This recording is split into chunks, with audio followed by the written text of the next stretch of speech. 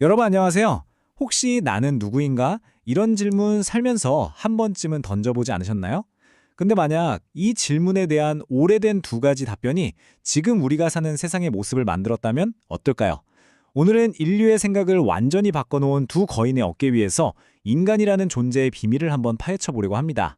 정말 흥미로운 이야기가 숨어 있으니 기대하셔도 좋습니다. 결국 모든 건 이 질문 하나로 귀결돼요. 우리는 도대체 왜 존재하는가? 아마 여러분 중에도 이 생각 때문에 밤잠 설쳐본 분들 꽤 있으실 거예요. 자, 지금부터 이 근본적인 질문에 대한 인류의 가장 위대한 두 가지 답변을 만나보시죠.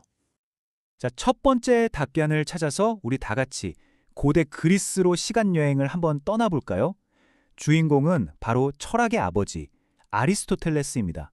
이분은요, 무슨 뜬구름 잡는 이야기가 아니라 아주 현실적이고 이 땅에 발 딛고 선 관점에서 우리의 목적을 탐구했어요. 아리스토텔레스가 내놓은 핵심 아이디어, 이게 정말 강력한 한방인데요. 바로 인간은 이성적인 동물이라는 겁니다. 우리를 다른 동물과 근본적으로 다르게 만드는 그 생각하는 힘, 즉 이성이야말로 우리 존재의 목적 그 자체라고 본 거죠. 근데 아리스토텔레스의 통찰은 여기서 멈추지 않아요. 그는 인간의 무슨 외딴 섬 같은 존재가 아니라 폴리스라는 공동체 안에서 다른 사람들과 어울려야 비로소 완성되는 정치적 존재라고 봤습니다. 영혼도 마찬가지예요. 저 하늘 어딘가에 떠다니는 게 아니라 우리 몸과 하나가 돼서 생각하고 느끼게 하는 거라고 생각했죠. 결국 그의 목표는 아주 명확했습니다. 바로 이 세상에서 덕을 실천하면서 최고의 번영, 그러니까 에우다이모니아를 이루는 것. 참 현실적인 목표죠? 자, 이제 시간을 훌쩍 뛰어넘어서 중세시대로 한번 가보겠습니다. 여기서 토마스 아퀴나스가 등판합니다. 이분은 아리스토텔레스라는 거인의 철학 위에다가 신학이라는 아주 거대한 날개를 달아주는데요. 이건 그냥 뭐랄까 업그레이드 수준이 아니에요. 인간을 보는 관점의 차원을 완전히 뒤덮고 거린 엄청난 사건이었죠. 아퀴나스의 핵심 키워드는 바로 이마고 데이, 라틴어인데요. 신의 형상이라는 뜻입니다. 인간은 신의 모습을 본떠 창조된 아주 특별한 존재라는 거죠. 이 말을 하는 순간 우리의 이성은 그냥 똑똑한 두뇌가 아니라 신의 지혜를 비추는 거울 같은 게 됩니다. 그리고 우리의 최종 목적지는 이 땅을 훌쩍 뛰어넘어서 저 너머의 영원을 향하게 되는 거죠. 아퀴나스는 아리스토텔레스의 철학을 정말 기가 막히게 변주합니다. 먼저 영혼은 몸이 사라져도 영원히 존재하는 불멸의 존재가 되고요. 인간의 이성, 물론 중요하죠.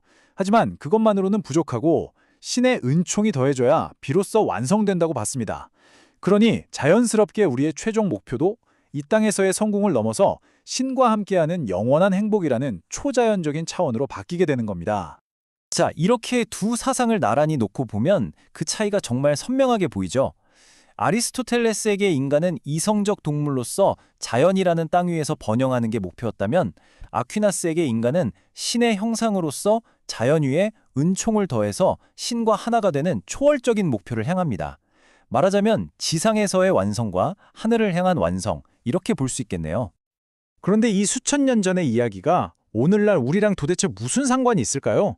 놀랍게도 이 두 거인의 생각은 지금도 우리 사회 곳곳에 생생하게 살아 숨쉬고 있습니다. 그 증거들을 지금부터 하나씩 보여드릴게요. 20세기에 등장한 한나 아렌트라는 아주 유명한 철학자가 있는데요.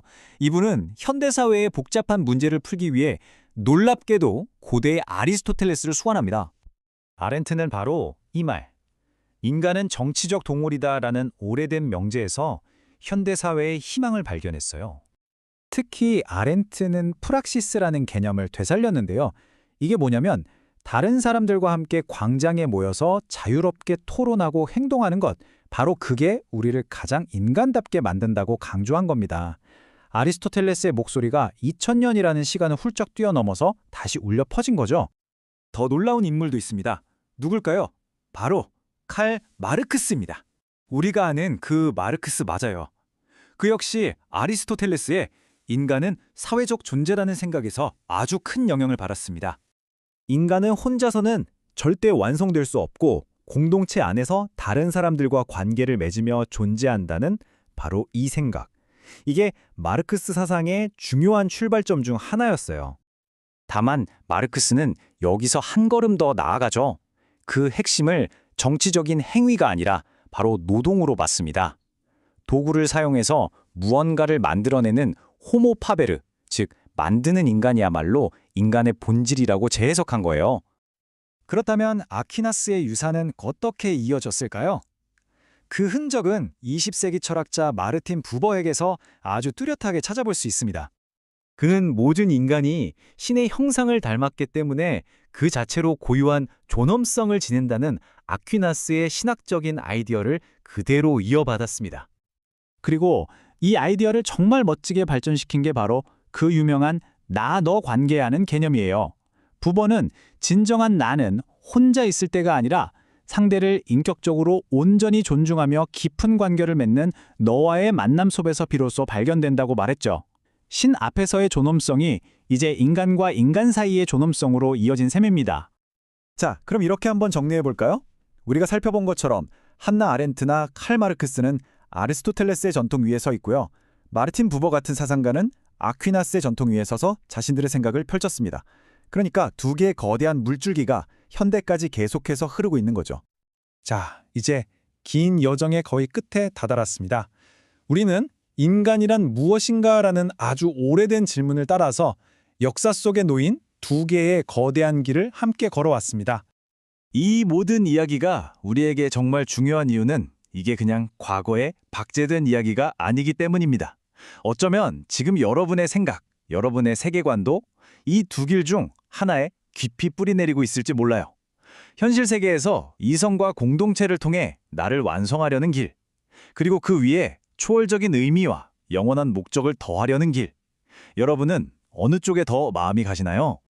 그래서 마지막 질문을 여러분께 던지면서 오늘 이야기를 마무리하려고 합니다. 이 두 가지 위대한 관점 중에서 당신은 어느 쪽에 더 가깝다고 느끼시나요? 당신의 삶의 궁극적인 목적은 이 땅에 있다고 생각하세요? 아니면 저 너머에 있다고 생각하세요? 한 번쯤 깊이 생각해 볼 만한 질문 아닐까요? 네, 또 잘 들어봤네요.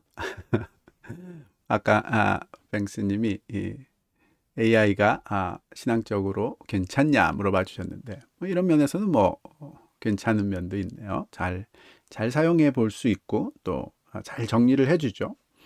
아리스토텔레스라는 사람의 인간관, 인간은 이성적인 동물로서 공동체적인 공동체 안에서 그 목적, 존재의 목적을 실현하는 그런 면이 있기 때문에 뭐라고 할까요? 제가 여기다 적어놨는데 한 말을 이성적인 동물이 공동체 안에서 덕을 실천하는 것으로 존재의 목적을 이루어갈 수 있다.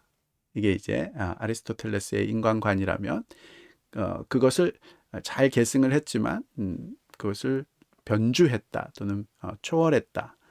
기독교적인 계시를 잘 소화해냈다.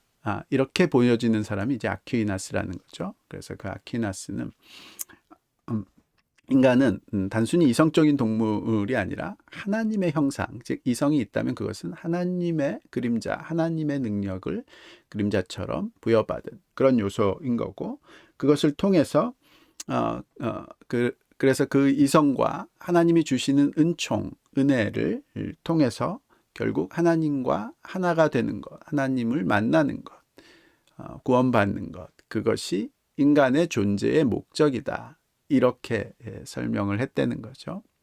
이 두 가지가 굉장히 옛날 사람들의 생각인 것 같지만 사실 현대의 아주 유명한 철학자들도 이 사람들의 생각을 통해서 현대의 문제들을 극복하고 이겨가 보려고 하는 그런 이제 시도들이 있다. 그래서 아직도 살아있는 생각이다. 뭐 이런 내용으로 정리를 한 거죠. 아리스토텔레스의 생각을 계승해서 현대의 가장 심각하고 두려웠던 문제, 즉 유대인 홀로코스트 2차 세계대전의 문제들을 바라보면서 그런 일들이 왜 있었느냐. 인간이 진정으로 공동체로서 서로가 대화로 뭔가를 생각해보는 그런 것이 단절된 그런 나치 시대가 만들어낸 비극이다. 진짜 인간이 되는 것은 프락시스, 즉 공적 대화가 살아있어서 그 안에서 인간성이 실현될 때 그때 인간다운 삶을 살 수 있게 된다. 이런 말을 한 게 이제 한나 아렌트라고 하고 또 뭐 AI가 칼 막스의 생각도 이제 가지고 왔네요. 아리스토텔레스의 공동체주의를 발전시켜서 인간은 도구의 인간, 즉 생산 수단을 가지고 최선을 다해서 생산을 해서 공동체에 기여하려고 하는 것이 인간이다. 이렇게 얘기했다는 거죠. 뭐 제가 뭐 다 아마 이제 사람들이 하는 라지 랭귀지 모델이라는 게 그런 거죠.